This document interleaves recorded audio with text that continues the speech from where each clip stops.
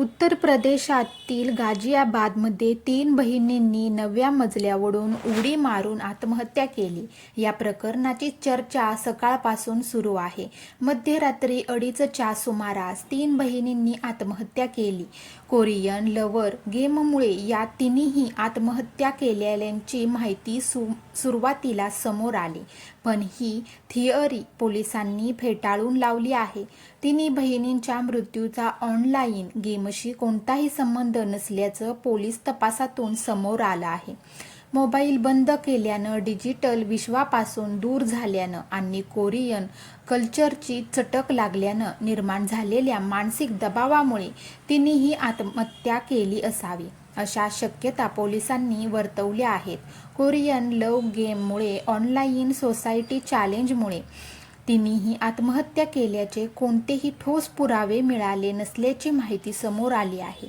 मोबाईलच्या फॉरेन्सिक तपासात आणि मुलीच्या डायरीत गेमचा किंवा टास्कचा कोणताही उल्लेख नाही, असं पोलीस दलातील सूत्रांनी सांगितलं आहे.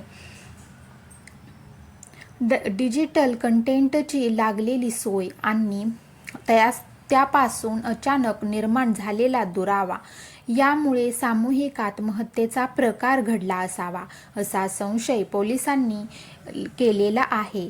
8 पानांची डायरी घटनास्थळी पोलिसांना मिळाली. 8 पानांची डायरी सापडली. या डायरीमधून आत्महत्या प्रकरणाचा उलगडा होण्याची दाट शक्यता आहे. डायरीत तिन्ही मुलींनी त्यांच्या मनातील गोष्टी लिहिल्या होत्या. या मुलींवर कोरियन कल्चरचा प्रचंड प्रभाव होता. डायरीतील मजकुरात ही बाब स्पष्ट झाली आहे. या कल्चरपासून वेगळं राहणं तिन्हीसाठी असह्य झालं होतं. डायरीत कोरियन संस्कृती, के-पॉप, कोरियन संगीत, कोरियन सिनेमा, कोरियन लघुपट, कोरियन कार्यक्रम, कोरियन मालिका यांचा उल्लेख अनेक ठिकाणी केलेला आहे.